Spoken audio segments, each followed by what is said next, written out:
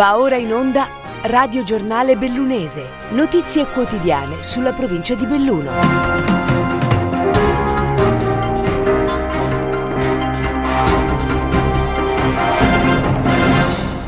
Benvenuti a un nuovo appuntamento con il Radio Giornale Bellunese, questi fatti che affronteremo nell'edizione di oggi, di lunedì 4 ottobre 2021.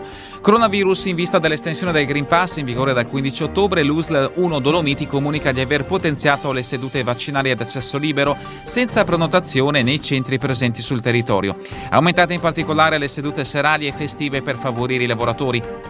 È scattato venerdì scorso il primo intervento del volo notturno del SUEM 118 in provincia di Belluno. Il servizio è stato attivato per trasferire alla terapia intensiva neurochirurgica dell'ospedale Ca' Folcello di Treviso una paziente giunta la sera stessa al pronto soccorso di Belluno in condizioni critiche per un'emorragia cerebrale.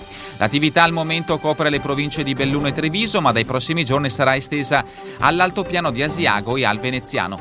Con il soccorso notturno stiamo dando un servizio fondamentale alle zone più difficilmente raggiungibili del territorio. Il commento del presidente della regione Veneto Luca Zaia, che sottolinea come di fronte alle emergenze si abbattano considerevolmente le distanze anche nelle ore più buie della giornata e della notte, con una capacità di intervento fino ad oggi non possibile. È scivolato durante una battuta di caccia al cervo nella zona di Maigavalli, al confine tra Barcis e Piancavallo. Ha perso la vita così Giacomo Peruz, 74enne originario di Calalzo, da anni residente a Cordenons. L'incidente è avvenuto sabato. Allarmata dal mancato rientro del marito, in tarda serata la moglie ha fatto scattare le ricerche. L'uomo è stato ritrovato morto attorno alle 2, era precipitato per oltre 20 metri lungo un pendio.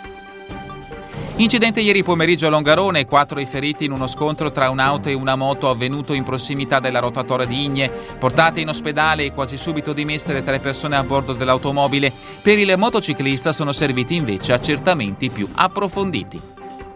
Seggi aperte fino alle 15 oggi per gli 8 comuni bellunesi al voto, chiamati a rinnovare i consigli comunali e a eleggere i nuovi sindaci i cittadini di Alano di Piave, Alpago, Lozzo, Selva, Vigo di Cadore, Sovramonte, Voltago, Gordino e Val di Zoldo. Alle 23 di ieri affluenza piuttosto contenuta, il dato più elevato a Selva di Cadore con il 50-75% di elettori recatisi alle urne, a seguire Voltago con il 45,32%, Vigo con il 44,78%, Alpago con il 41,62%, Alano al 36,42%, Sovramonte al 27,56% e infine Val di Zoldo con solo il 24,79% di votanti. Passiamo allo sport, calcio, Serie D, sconfitta per la Dolomiti bellunesi nell'anticipo di sabato contro l'Arzignano. La formazione è nata dalla fusione tra Belluno, San Giorgio Sedico e Union Feltre in 9-11 per la doppia espulsione di Peggi e Unesco. Ha rimontato 2 volte grazie alla doppietta di Capitan Corbanese, ma alla fine è stata superata da una rete vicentina arrivata nel finale. Nonostante il KO, plaude all'impegno della sua squadra l'allenatore bellunese Renato Lauria. Meritavamo molto di più, voglio elogiare l'intera rosa per la dedizione, la professionalità e per come ha lottato fino alla fine, nonostante fossimo in 9 uomini. Le parole del tecnico a fine gara. Continuiamo a vincere invece in promozione sia l'Unione Cavarzano Limana che il Fiori Barp Massa, entrambe a punteggio pieno e in vetta alla classifica dopo le prime 3 giornate di campionato. Cavarzano Limana vittorioso 1-0 sul Ponzano, straripante il Fiori Barp che supera 5-0 il Lovis Presiano. Scendendo in prima categoria, girone I, Alpago Borgo Valbelluna 2-1, Cadore San Martino Colle 1-4, Longarone Alpina Cisonese 2-0, Schiara San Michele Salsa 2-1. Guidano la classifica proprio lo Schiara e Longaronese Alpina, entrambi a 9 punti con 3 vittorie su 3. In seconda, girone H, Lamonese Arsenal Cusinati 0-3, Lamonese che resta ultima a 0 punti. Nel girone T, che vede in vetta Arsie, Ponte nelle Alpi e Viz San Giacomo, tutte a 9 punti, Agordina Fulgorfarra 1-2, Arsie Gemelle 5-2, Castelnarten 1-2, Itras Santa Giustina Ponte nelle Alpi 1-2, Juventina Mugnai Viz San Giacomo 0-1, Sospirolese Tarzo Riviene Lago 1-0, Tambre Lentiai 2-3.